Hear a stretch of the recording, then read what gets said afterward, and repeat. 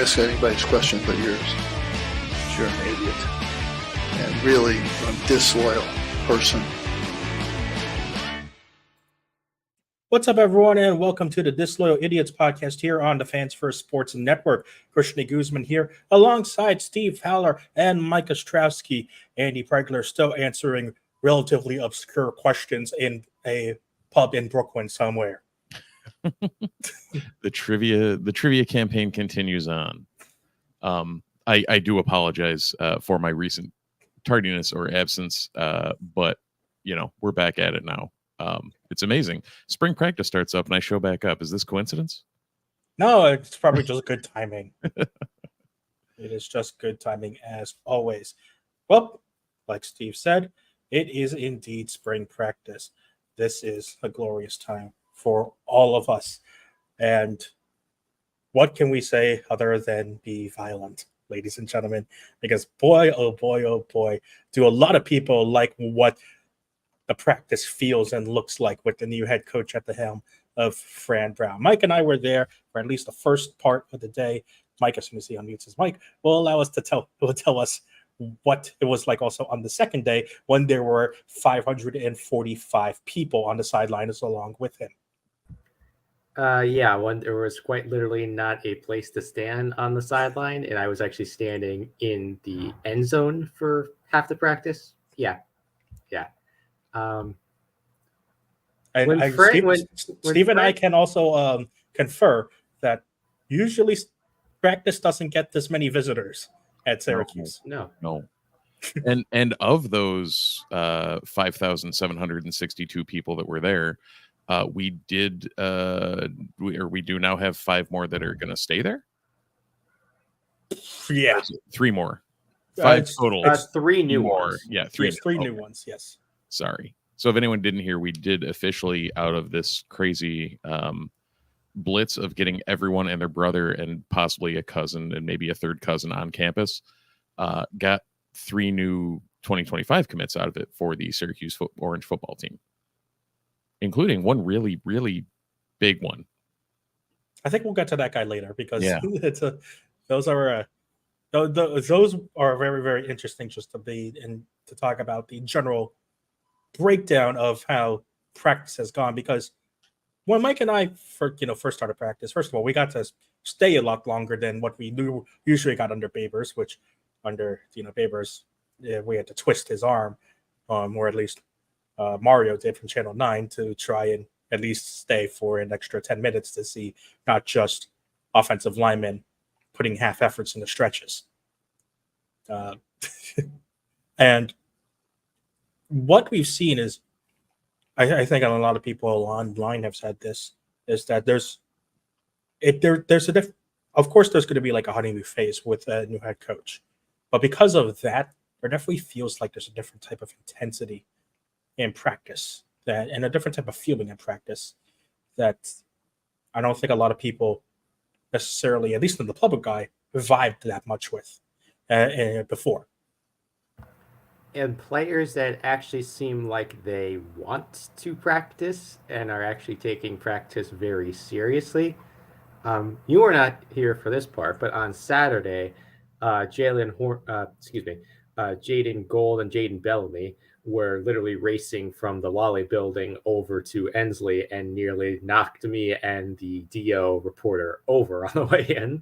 But that's what the vibe is right now at spring camp. Like, these guys are actually excited to be there. You can tell the feeling in the room is just so much more so much different than it was last spring. It's so much more focused. Like, people are not half-assing their drills whatsoever. They are taking everything very seriously.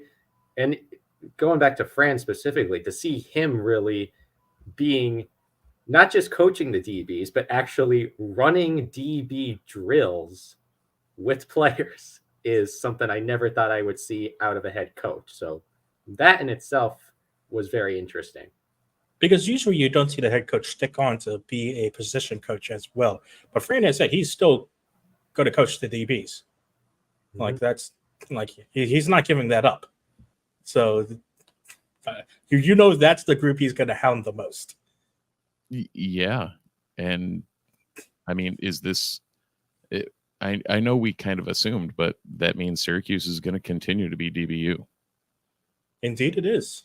So, Indeed, all it representation in the league, and now, I mean, if Deuce can get back to form, we did find out he was injured last year. Is that what Yes. the official word was? Torn labrum? Yes. Yeah, torn labrum. And by the time he was cleared to come back, he had decided at that point to just sit out the rest of the year. Just call the red shirt and go Yeah. for it. Yeah. Although other interesting nugget about that is that it really was just Fran that brought him back. He came right out and said, if it wasn't for Fran giving me a call, he was going to stay at LSU. So That's crazy. Awesome. And crazy. Like, what? Steve, we're still in the world where Steve, the elder statesman of this group, 808, and Steve is all joke. Because of Steve being the elder statesman of the group, he's been around a lot longer, and knows that coaches haven't had that type of pull in Syracuse history before. No. So much so that we're all, as a group, trying to collectively figure out who unfortunately has to get cut from the team due to scholarship limits, which is, again, another problem that I didn't think Syracuse would ever have to contend with in the first place. And yet here we are, with SU currently having 87, according to 87 scholarship players currently. So limit is 85. There may even be more additions to that over the summer, depending on how stuff goes in the spring. If it's obvious that they need an extra lineman or an extra whatever. So Fran is not done yet. But let's not also forget, there are a couple other things we need to talk about, like spring practice as well. First of all, we also got a lot of chances to talk first time to the newcomers of the team, the transfers, and obviously the big one, Kyle McCord, which again, talked a lot about his relationship with Fran, going all the way back to the Little League days in southern New Jersey, Pennsylvania, Philly area. And that relationship bringing him over to Syracuse, and just talking to some of the new guys. Mike, I know, got a chance to talk with the Georgia transfer receivers, and this is getting players of that caliber to come to Syracuse would have seemed improbable a couple of years ago, even more so.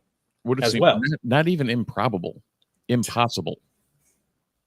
Like again, Steve is old, living through Gerg and living through Schaefer and living through these eras. Like, even you would not even have expected Marone to pull something like that.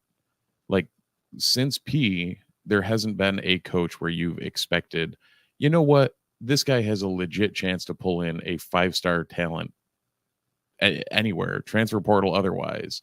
And now we have one on campus, and I'm going to go on a limb and say that, in the long term, both of the Diggses, but Fatim Diggs will be 1A on the transfer impact rankings. Yeah. I believe it's Fadil, not Fatim. I think Fatim's the Fatim's the younger. Fadil Diggs. Yes. Yes. Fadil is the A&M transfer. Yeah. Yep. So, and this also kind of brings me also to one of the other parts of that's been great about Fran being on campus is that he's allowing us to talk to his staff. Like, no, we can't do that. It's like, yes, we can. Impossible. On Thursday, Mike and I talked to basically half of the strength and conditioning and training staff, which is nuts. Yeah, which again, we would have never gotten that chance at all, even if we asked for it. Probably, even if like major media members in the Syracuse market asked for it. Yeah, I doubt we would have gotten that, and we got that. And I believe, Mike, correct me if I'm wrong, Saturday was Elijah Robinson. It was Elijah Robinson, and he talked for a good 8 or 9 minutes about just the whole how did he and Fran talk about getting him to come up to Syracuse, his whole scheming ideas. what's some movement. He kind of hinted that there's going to be a little more positional movement on the defensive end. It's not just Deuce who's trying out safety and still doing some corner drills as well. So he's definitely experimenting with some other guys too. And compared to where we were a year ago, like we were just asking, us collectively, the media were just asking to kind of get at least close to the level of most other programs. Most other programs would not try out their entire strength and conditioning staff to talk about their training process. So we've gone from having this, like, not even on camera, this is the amount of access we had, to we're all the way up here now. It's insane. And like tomorrow is the next open practice. I unfortunately won't be able to attend that media session, but Mike, once again, will be there, and he'll get to talk to the new offensive coordinator. And one Jeff Nixon. And remember, under Dino, I don't think, other than maybe one bowl game, we never got to talk to Sean Lewis. We never got to talk to Mike Lynch. We definitely never talked to Sterling Gilbert or Robert and I. And we talked to Jason Beck maybe once or twice. Did we ever even get a chance to talk to Tony? I don't think we ever got a chance to talk to Tony White. No. The only words. Sorry, I get 2 weeks off and I'm rusty as I'll get out. Yeah. The only glimpse we had remotely into the inner workings of that program was those 2 scripted interviews they had with Gilbert and White when they were brought on. Like, that's the closest thing we had to some peek behind the mirror, or like seeing the man behind the mask. Like, that was it. Insane. And here we are now. Yep. Of which I'm not going to complain, and I'm sure you guys, being the ones that are down on the ground with it, are not either. Oh, I definitely don't think we're going to complain. I don't think a lot of people are going to complain during the spring game on April 20th, which, again, just kind of in the weird dichotomy of Syracuse football, the people are excited for the spring game. Like, I've had people ask me about that, like being, well, actually, now all 3 of us are in Syracuse. This is weird. Yeah, I think this is the first pod I've been on since you came back, Christian. So it's been that long. It's the second, but the first in this kind of like setup. Gotcha. Yeah. Oh yeah, you had blank white wall option. Yeah. On that one. So that's over there. I moved. There you go. But yeah, I mean, it was the whole. I just don't get it. I'm well, we're in the weird position where the spring football game may actually challenge Monster Jam for attendance. Oh, I'm pretty sure it will, because like I legit have had more people asking about this than just about anything definitely more than any time in history. Let's put it that way. In my 10 years back here. 10 years, Jesus, it's 15 now. Oh God, Steve is old. Either way. Well, Mike can be, I'm not sure how much of a pulse on campus type of guy, but it, at least amongst the student body, I'm not sure how they're feeling, but definitely given some of the social media presence, at least the public seems to be feeling, the Fran Brown fever. And I expect some of that must be trickling down to the student body as well, you would hope.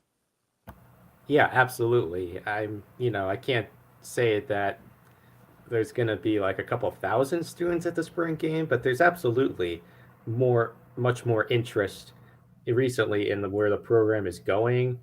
Like, there's non-Newhouse people I know that have been really asking about it, so that's always a good sign. There's people that aren't contractually obligated to be there to cover it that are interested. Mm-hmm. Yeah. Oh, even there are people who are somewhat contractually obligated to be at Drumlins that night that are not going to go to Drumlins and are actually going to cover the game with them. That's great. That is great. So that's where we're at. That's incredible. I've got the stupidest grin on my face right now, and I promise you it's real, because this is the most fun I've had covering Syracuse sports in the 4 years I've been up here.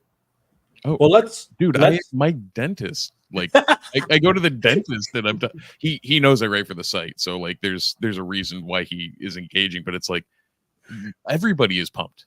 Like the whole area is excited for Syracuse football. What? Well, let's Control C the smile on Mike's face and go to a Control V onto Steve's face. Because let's talk about it. We mentioned that Fran has been doing some recruiting. Let's put it that way. And there were some recruits that decided one day visited campus yesterday. Yes, yesterday on Saturday, when 1 million of them visited on Saturday, that some of them would decide to join the Syracuse Orange. 3 of them, in fact, did. One of them is quite large. Very, very large. Steve, talk to us about Byron Washington. He's very large. 6'8", 380 pounds. Veritable mountain of a man. I don't know, Christian, if you have the...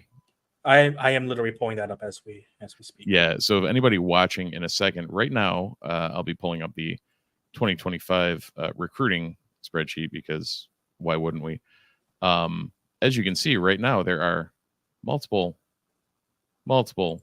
orange lines on here, which means hits on our recruiting. So Mr. Byron Washington, the aforementioned, if you'll note here, has a big Texas crystal ball that I had put in there about 3 weeks ago. All the recruiting sites had him over a 97% chance of going to Texas. And then we get the words.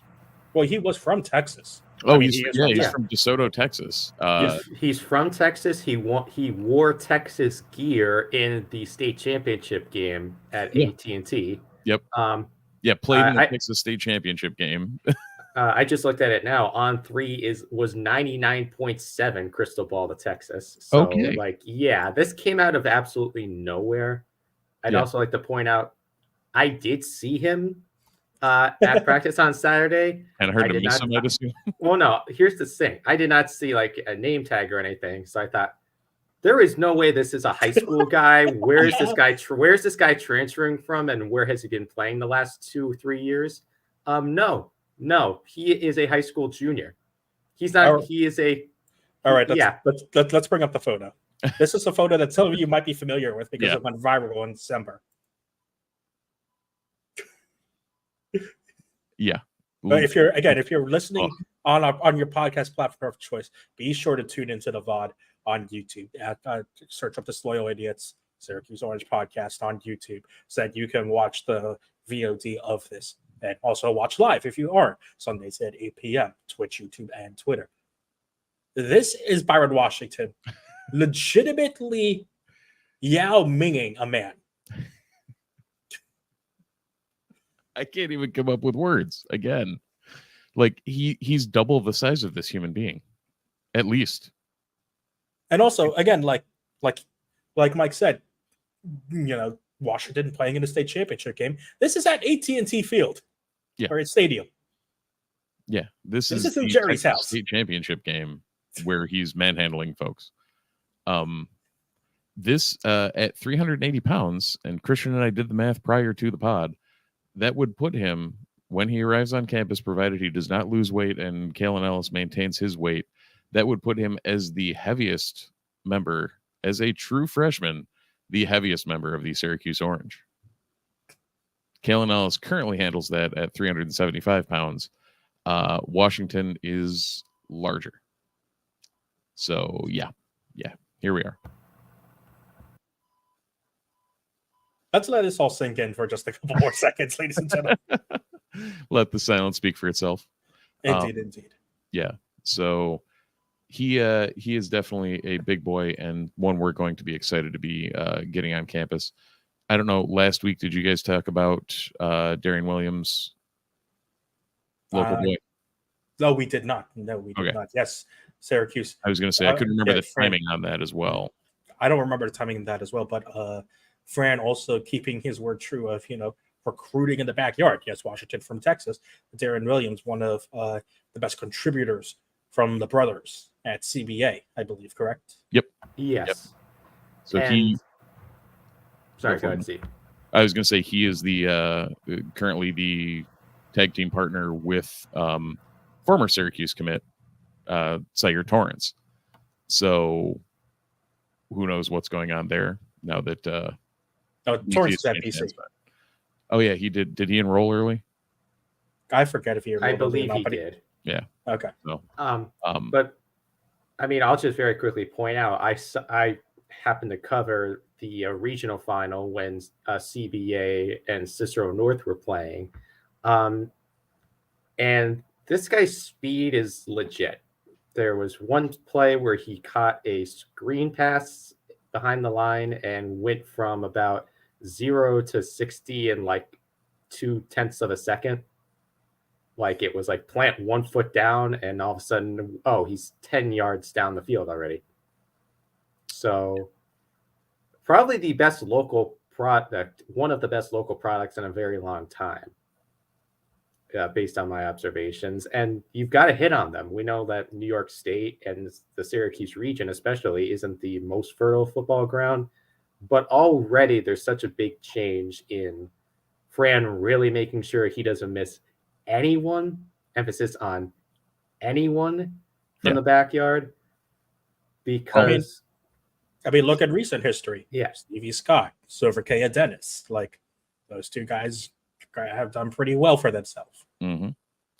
And he's continuing that New York State trend through what we were talking about this weekend with Jordan Gibbs, another cornerback that was here this weekend that committed today, I believe. Yes. 6'2", 170 cornerback from Longwood High School in Middle Island, New York. Christian, I think that's down closer to your neck of the woods than up here, but still in the state of New York.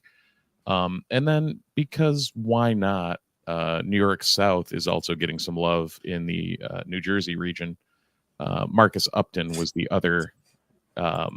He was listed as an athlete on 24/7. I don't know if they specified what they recruited him as in any of the commitment videos. I think it was wide receiver. I don't remember exactly. Yeah, so 6'1", 185 out of Timber Creek in Sicklerville, New Jersey. So France staying home as well as continuing the trend of expanding the Ottoman Empire through all of New York. When's the last time Syracuse had this many recruits this early?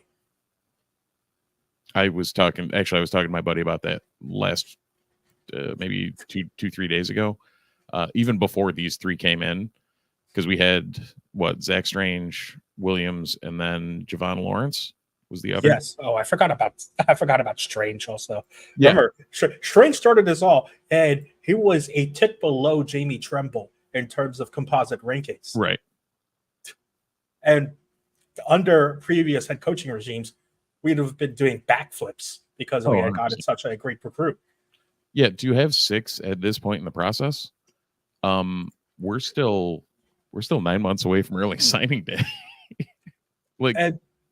Normally, for Syracuse standards, these announcements wouldn't be coming out until October or November. Oh, 100%. And that's, I keep, for anyone listening or watching, I keep laughing.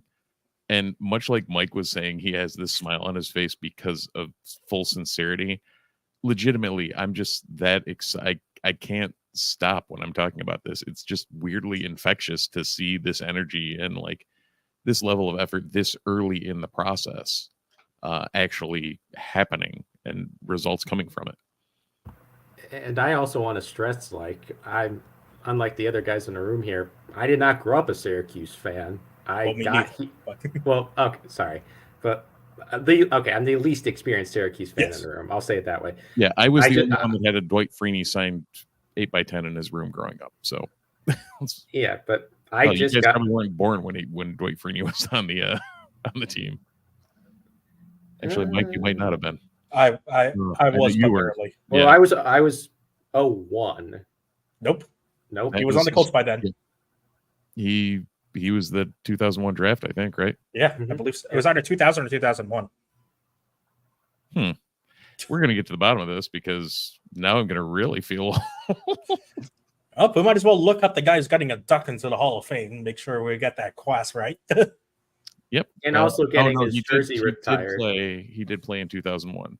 No, So okay. I was at Syracuse for 1 year while you were alive, Mike. Congratulations. Yeah. Good work. You made it. You made it under the deadline. God. See, what's also been interesting also, and you, again, since this is your like first time since your 2-week hiatus, like at least with you, Mike and I kind of experienced this live and in real time, but the online response to our videos and to training videos and to other people's training videos that they've been posting on social media have been immense, and pretty much all of them extremely positive.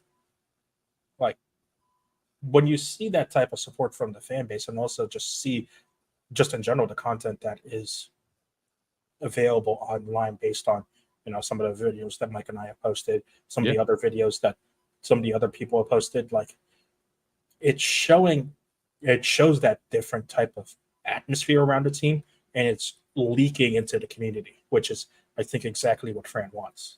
Oh, 100%. And even on our sister site, like looking at the comment sections on football stuff, people are commenting on football stuff in March, which is unheard of, and not commenting negatively about football stuff in March. So the bellwether all around the interwebs, as well as the locality seems. I will say it does help that the men's team is not dancing right now, but at the same time, like, you make fair points. Yeah, but even it's just it seems like a very different discourse compared to what we've seen in the past, which is it's a very welcome change. I'm much happier to see this kind of reaction to Syracuse football, especially when for years I've been trying to, recruit people to come and experience game day and stuff like that with us. And hell, there was a stretch. I've had season tickets since I moved back. There was a good stretch in there where I couldn't give tickets away. And now I've got people asking me for additional, like, to make sure I put in for additional season tickets. So the winds, they are changing. Yeah, Syracuse is so interesting now that I'm actually going to have to make difficult decisions as well when it comes to the fall time, which will be very interesting as well. Yeah, I'm not going to lie. I'm going to let some of the younger kids cover the games, and I'm just going to enjoy the ride. I'm still working on finding my replacement for next year, because I'm just like somewhat regretting this already, but I am set to move back home after I graduate. And I wish so badly that I would have taken the gap year or something so I could cover this team for another year. Oh, Christian could use a roommate. Just hang out there. I do not have. I mean, this is only a one room, and I already take up enough space to handle this. So fair enough. Well, Mike, make your way back up to cover some of this, because it's gonna be fun. I'm gonna try to come back, but it's gonna be as a fan.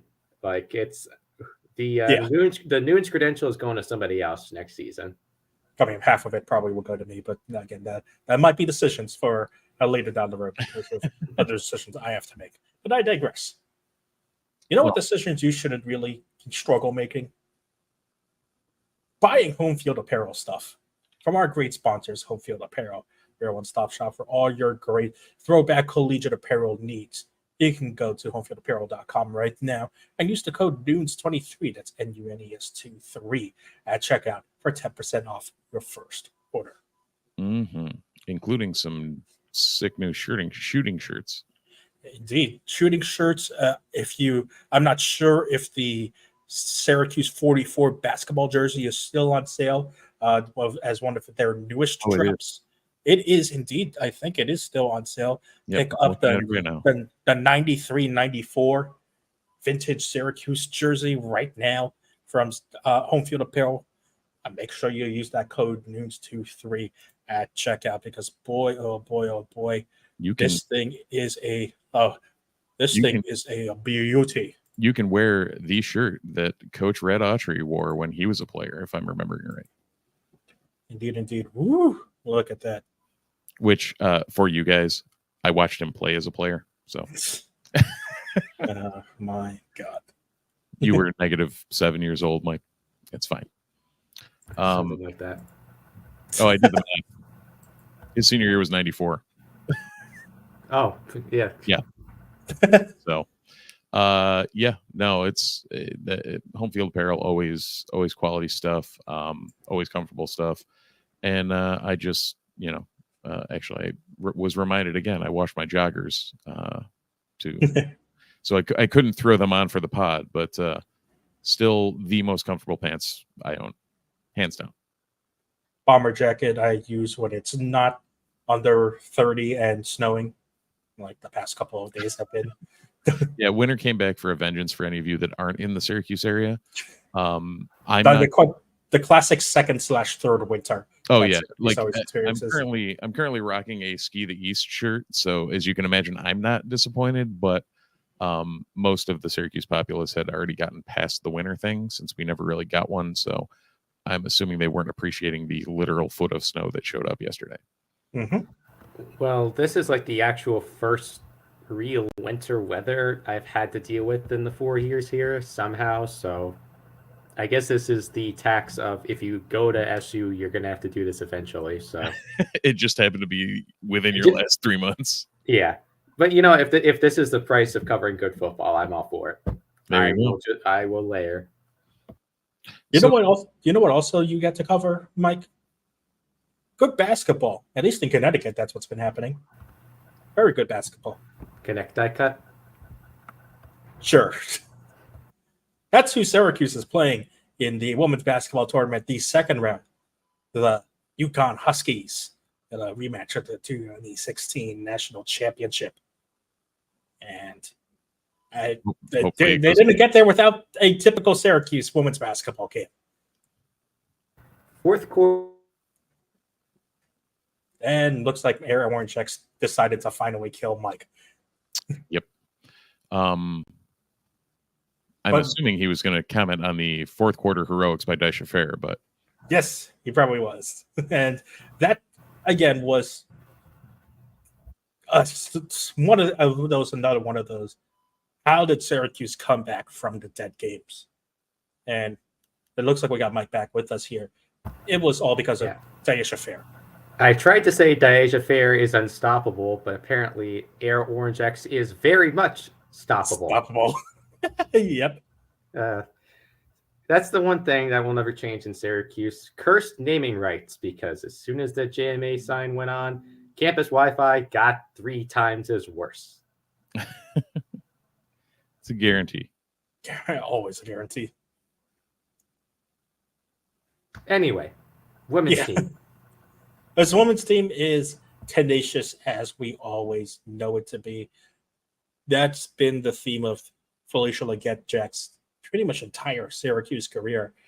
Both as I'm not sure as a player if she embodied that. Probably did.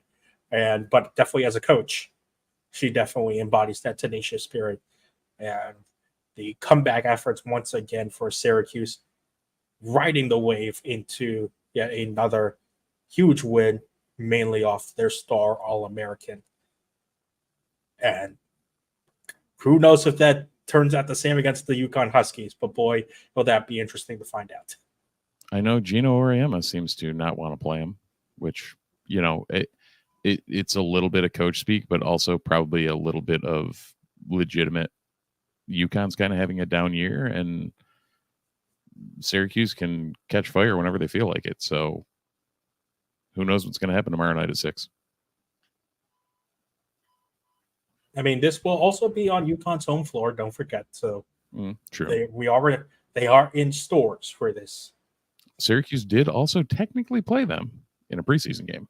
They did. Yes, we do forget. I actually did forget that Syracuse and UConn did play in a preseason game. But again, this is also interesting trajectory for both programs since 2016, because UConn dynasty is kind of slowly fizzled out and being replaced by the South Carolina dynasty. And of course, we kind of know what happened to Syracuse's program at the turn of the decade. Yeah. But seems to have only gone in the right direction under Coach. Yeah, and I don't think we put enough emphasis on this, that the turnaround of the program is incredible because of how bad it looked. Yeah. At the onset of all the issues that started with the program. When in the Von Reed fumbling and all sorts of other things going on, and it was a low point that I don't know if anybody knew where we were coming out of. And here we are, a 3 seed in the tournament, or a 6 seed in the tournament, you know, potentially playing for a spot in the Sweet 16 at this point. It's a remarkable change. Yeah, the turnaround in 2 years is, again, incredible. As someone who did cover a game or two in that Von Reed season, that totally didn't actually happen. Just the way, the style of basketball they play, the way the culture has completely rebounded to very clearly being 6 players who none of them seemed like they really even wanted to be there, to our family versus your team, the motto that I so wish somebody would put on a t-shirt already, because I would have bought it 5 times over by now. Huge changes. And we can always talk about in the future, how are they going to replace Diasia at the end of the year? But for now, you've got one of the best college basketball players of all time on your team. So you cannot count them out tomorrow. Now, you won't get a t-shirt, but would you take a dome tip? I could just walk over the Falk and raid the storage over there. I kid you not. There's for any like Syracuse people are familiar with the campus. If you go in Falk, the storage place right next to Falk is stacked full of the things still. So if you ever desperately need another dome tin, I'm finally down to 1. But the problem is I have to keep it because it was my son's first event in the dome was the SU Louisville women's game, literally the moment before COVID. And that's when they were giving them out. The last game in the dome. And that was that. So I kind of got to hold on to them. Yeah. Yeah. I mean, keep 1, sure. That's what, yeah. Oh, I had like 3. And then when we found out they were everywhere, I was like, nah, we'll keep 1. 1's good. That's a good number. Indeed. Should be an interesting game tomorrow. Make sure you're tuned in. Support Felicia Gatchak for support this Syracuse women's basketball team. Even though it is the UConn Huskies, even though they still have a Paige Beckers that's not at 100%, but back to her full power, but still Paige Beckers.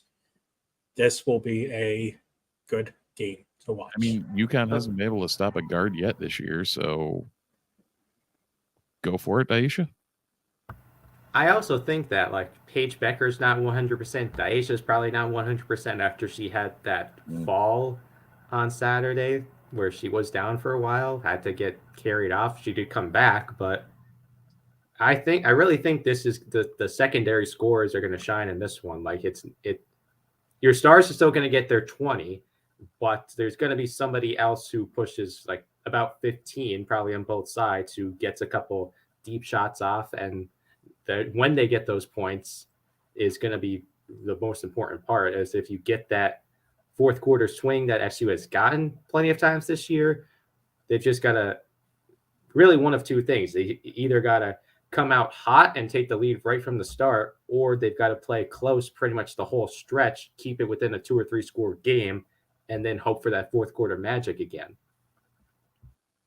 A trip to Portland on the line, and I believe it's the Portland 1 bracket or the Portland 3 bracket.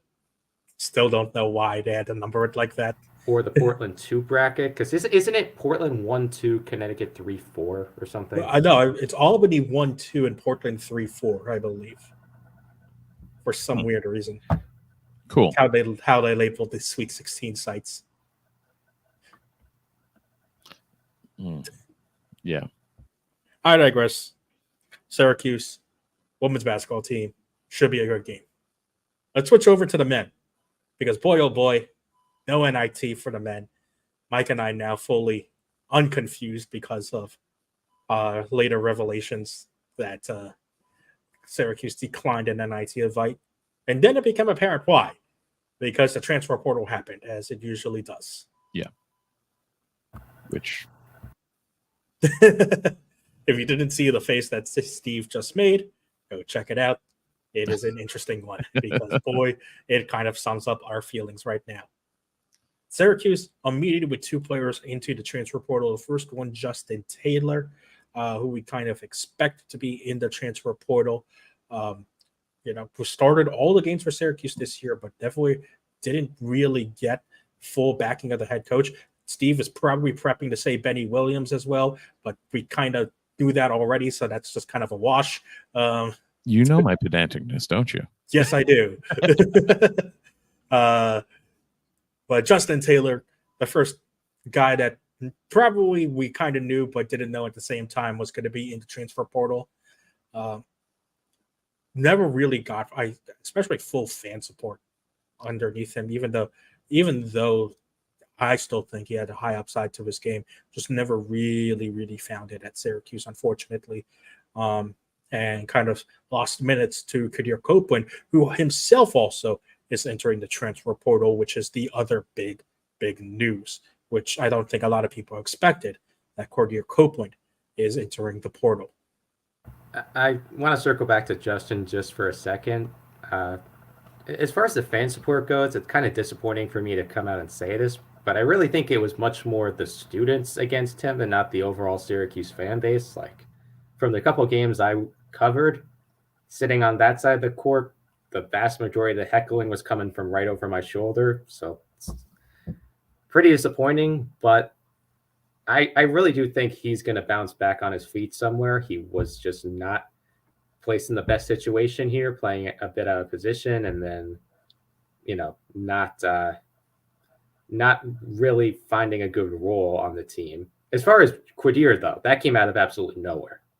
And losing a clubhouse guy like that, especially on a team of a lot of guys that seemed more or less introverted and not really all that energetic off the court at all, to lose someone like him, who's really, to me, the most energetic all-around player SU has had in a very long time, I think is going to be a much bigger hole to fill in the portal this year.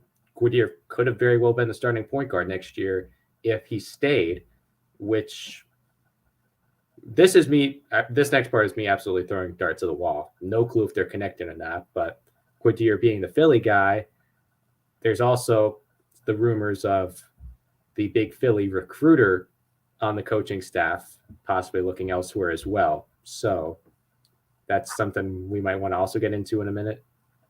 Well, that would be a weird move for Kadir to make if he's joining that rank. Yeah, it would be, but come on, you've seen Stranger Things the last year. I personally haven't, but I don't watch that much Netflix anymore. So, wow. All right. All right. Listen, there was a great Journey remix out of that show, at least, but other than that, I know nothing about Stranger Things. So me neither. Steve was making a confused face. We should talk about it to kind of pull Steve into the loop. There was an open head coaching job, as there usually are. And considering one of those open head coaching jobs is in the capital region, Siena, as an open head coaching job. And rumors are that Jerry McNamara is a favorite for that head coaching job. Okay. I could see that. And even last year, when all this went down, it was pretty well prognosticated that, McNamara wasn't around for a long time and wanted to go get his. So, okay, I could see that. Definitely also has the support of his former coach, who has definitely come out and said that would be a good fit for Jerry, or just a head coaching job in general would be a good fit for Jerry McNamara. And Syracuse may need to find another assistant very quickly in just 2 years to join Adrian Autry's staff. And at the very least, it looks like, kind of going off of not only what he did with his first assistant hire, but also maybe taking a leaf out of Fran Brown's book, maybe looking to get more of a recruiter than a coach. If that's also contingent on if Jerry decides to leave for Siena. Right. And I think at least in this case, with the way Syracuse did its last coaching search or lack of a coaching search, it's way too early to say whether or not Autry was the right move or not. But in a hypothetical future where Autry is not the right move, that job's not going to Jerry. There'd be an outside hiring process at that point. So if Jerry is going to be a head coach at the Division I level, at least in the near future, it would be somewhere else. So if he sees the writing on the wall that at least at Syracuse, he's not going to move from above the associate head coach spot, I don't blame him for looking for these other options. But as you said, it's going to leave a big hole in the Philly region, the Philly Jersey region in recruiting. Mike I have no clue if this would be a move he'd even consider, but Mike Hopkins probably not. Yeah. I mean, it's one of those where if he does it as a get back on your feet type maneuver, knowing that Hop will be gone for a head coaching hire, maybe. Like I have no idea what their relationship is or how close they were or whatever. But Hop was definitely a Boeheim guy and higher in the pecking order than Red was when he was here. So outside of a Alabama-esque, use it as a stopgap rehab type spot, I don't know if I see that. Oh, so Mike Hopkins is recreating the Bill O'Brien track. Yeah. The Doug Marrone stopover. Saban has the home for wayward coaches. Well, I really don't think we need to see Hop at Boston College anytime soon. So let's not go that route. Let's not do that. No, that'd be awkward. Yeah, we already know he can recruit the Northeast, so let's not do that. No. Interesting times for the Syracuse men's basketball team. Also interesting times for the Syracuse men's lacrosse team. Because boy, oh boy, oh boy. Kraus Simmons Trophy happened. Hobart's not that great. 13-7 win. What happened in midweek, though, far more interesting. Syracuse holding a very, very potent Duke Blue Devils offense to 4 goals in a 10-4 win at the Dome. And boy, oh boy, oh boy, is Will Mark a very good goalkeeper. Will Mark's on fire. Dare I say? Yeah, your offense is terrified. No. Mike is very confused right now. Oh, no. Yes and no. No, because yes, Will Mark is very, very good. Yes, because I didn't get that. The Steve and I were around for Euro 2020s. Okay, yeah. It's the football of the new swing, which we will get to a little bit later as this podcast winds down. Okay. All right. So wait, I'm trying to put my brain around things. So since losing to a top 5 Army team, this team has subsequently knocked off the number 2 and number 3 teams in the country? Yes. So you're saying there's a chance? Well, as long as Syracuse doesn't go to overtime, it looks good. Right. Because legitimately both of their losses are in overtime. They can't win a golden goal, but anything else, they're fine. And both of those overtime games, both of those overtime games, one of them. You could make the argument they probably should have won both. Well, one was literally a dumb crease call. Yeah, because goalmouth is a really dumb rule. Fair. What about the other one, though? I think they could have won that Army overtime, but no. There wasn't a game-winning goal waved off in that one, but it was. I will say this season it is a bad idea to be number 1. Has it been a bit of a poison chalice? Yes, because Army just lost. Who was the number 1 team? Just lost to Boston this week. So does that mean Notre Dame's going to be number 1 when we play them? It will probably be Notre Dame. So So we knocked off number 2 and then number 3. So now we've got to knock off the number 1 this weekend? Or is that another midweek? No, that is Saturday. Okay. Yeah, March 30th. Oh, And wait. then the game after that, I won't have too much comment on. Oh, yeah. Christian will have to excuse himself that game. Oh, that's at Ithaca. At Shoulder. That is at Ithaca. That is that also leads me nicely because that is a double header. Because earlier that day, that will be at Shokoff Field, Syracuse versus Cornell. Cornell just picking up a big win over the number 8 Yale Bulldogs, 18-15 this weekend. So Cornell on the up and up once again in the return to that game. But also the women's team will play Cornell earlier that day. Oh, wow. That'll be good. Yeah, that will be very good. And the women continuing to kind of rebound from their form after losing some very, very tough games early on. Squeaking by Virginia 15-14 down in Charlottesville. Crazy. So before we get to the women, I'm looking at the men's schedule. Moving forward, we have number 1 Notre Dame, then current number 12 Cornell, and then Cornell will probably jump into the top 10. Right. And then current number 15 North Carolina.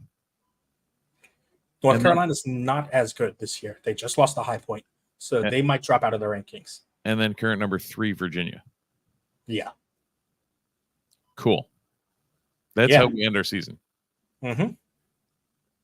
You remember how we talk about the non-conference for basketball being horrible? Yeah. We don't have that problem in lacrosse. Yeah, do not have that problem. We don't have that problem. Nope. So, yeah, that's going to be fun. Legitimately, the only game missing on this Syracuse schedule that has been missing this entire time that Syracuse has been in the lacrosse program is playing Denver. Syracuse has not played Denver. Literally every other team in the world plays Denver. Yeah. Yale played Denver. I watched it when I was out in Denver. And Yale won that game against Denver.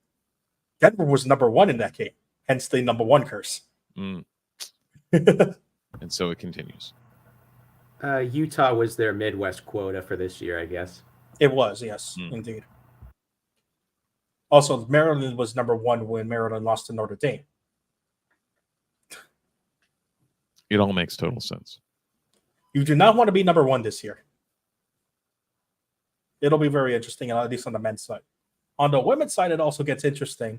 Yeah. Because after next weekend's game, they don't have a game at the Dome remaining. Oh, really? No. Yeah, they play at CNS one time, but that's it. The puzzled look on Steve's face is great. Monster Jam.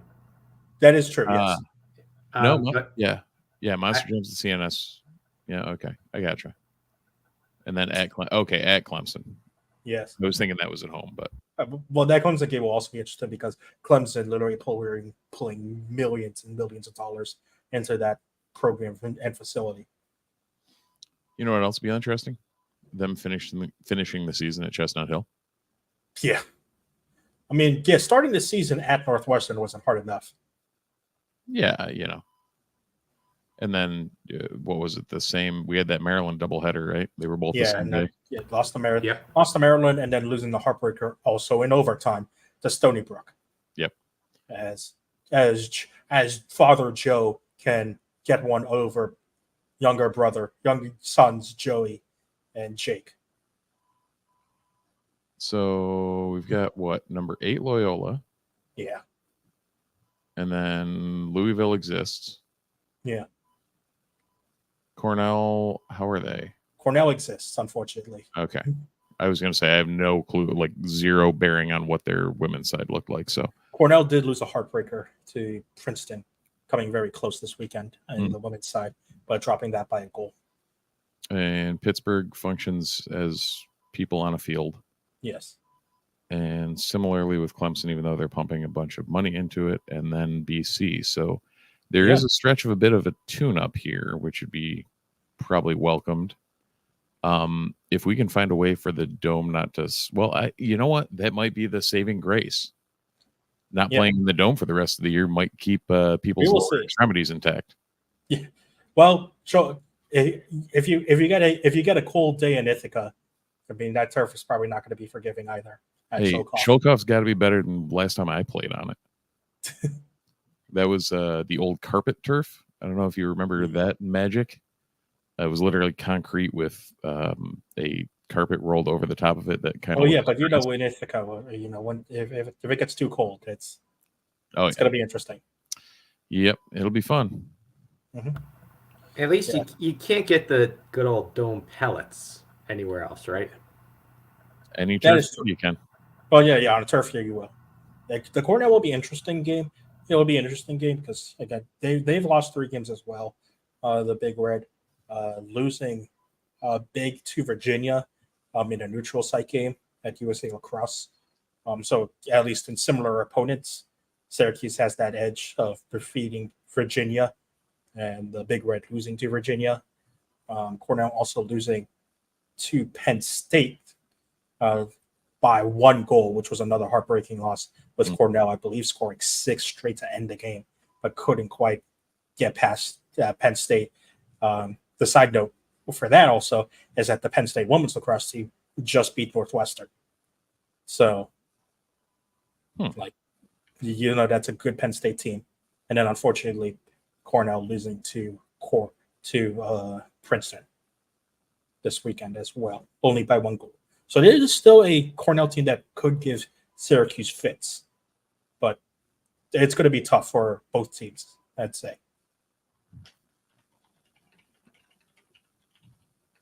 Will be interesting in the next couple of weeks. That's all I'm going to say.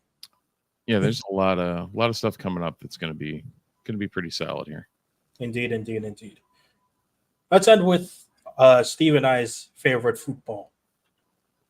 Like a shout out to Miles Robinson,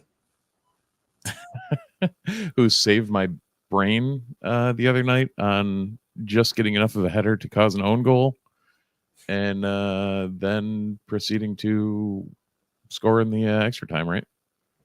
No, I don't think he scored in the extra time. Both of those were Haji Wright, weren't they? Oh, both the extra time was Haji Wright. Yeah. Both of them were Gio Reyna, Haji Wright, which was both of those passes for Reyna were very, very good.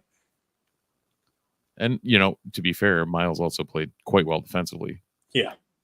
He wasn't tasked for much after, Jamaica decided to bunker the entirety of the game, but that's neither here nor there. That squad needs something. I don't know what, but it needs something. For anyone who didn't see, Tajon Buchanan and Kamal are both featuring for Canada for whatever they're doing. Because, Canada, the Canadian Federation is a complete mess at this point. Yeah. That's a tale that's not for this podcast, but go check it out. The Canadian Soccer Federation they're in a bit of shambles right now. So good luck to Tajon and Kamal for that, and anybody else associated with it. But yeah, I mean, Miles is doing Miles things. I think Alex is still starting for DC. Alex is still starting for DC. He's had a couple of clean sheets in a row, I believe. Yeah, kind of finding form again, which is awesome to see out of the Baldwinsville native. Indeed. Raposo's been getting some minutes for Vancouver, as has Levante Johnson. Yep. I kept wanting to say Leo, and I'm like, that's right. And what Mike and I covered last week, Giorgio Kuchevsky now starting to get a couple of minutes for Orlando on their first team. Do we know, has Abdi been seeing any time? I don't believe so. Is he even on the roster at this point? I think he's on OC2. Is he on 2? Okay. I believe he's on OC2, yeah. And then DeAndre Kerr, have we heard anything on him from I haven't heard anything on Kerr for a while. I Looks believe like he's had 2 appearances in 24. So very nice. I know Booster Schoberg is, I believe, in Vancouver 2 or Real 2. I forget which ones. Gotcha. Yeah, but he's down there as well. If I had my phone with me, I'd pull up FotMob because I have all of the former SU players on alert. So anytime one of their games starts and anytime they do something, I get nice updates. It's great. for anyone who's a soccer fan, FotMob is still probably the best app you can have. So Indeed. I didn't realize until this year that you could set up player notifications, which is huge. Yeah. Well, Now the thing that will lost come, Mike, the king that will kind of dominate the rest of our weeks, football is back, and boy, does it feel good. absolutely. Mike and I will continue to give you coverage throughout the entirety of spring practices as they go on. Be sure to check out our sister site, newsmagician.com, for all the great articles that we will eventually put up, at least on my end, because I am a very busy guy. I've got a Mike, couple scheduled, so you'll start. They'll still start coming out Monday morning. The Georgia guys are up first. Elijah and Fidel shortly after that, probably Tuesday. But we're probably going to get to the point where we have a football article, one per day at minimum, with the amount of content we've been getting these first few practices. So please stay tuned for that. Stay tuned indeed. Follow us on Twitter. You see Mike's Twitter down below on his screen. If you are watching, if you're listening, it's @mostrowski_ Twitter. And my Twitter is CT2Goose, as usual. Keep it locked in so that you can follow along with the great Syracuse spring practices that are happening because of Fran Brown. Well, gentlemen, that should do it for this week's edition of the Disloyal Idiots Podcast. Steve, thank you as always for showing up. Andy, continue to answer those questions well of random knowledge. Hopefully we see you soon. Mike, as always, thank you for stopping by and joining us. Yes, I'm happy to be the fill-in Yinzer as necessary. Well, of course, indeed. If you're listening on your podcast platform of choice, be sure to rate, review, subscribe, leave a comment so that we can trick the algorithm into expanding the Ottoman Empire. If you're watching live on Twitch, YouTube, or Twitter, as always, Sundays at 8 p.m., tune in to watch us ramble and review all that happens around Syracuse Orange athletics. And always check out the sister site, newsmagician.com, to find our best written content there as well. This has been the Disloyal Idiots Podcast on the Fans First Sports Network. And as always, gentlemen, go Orange. Go Orange. Go Orange.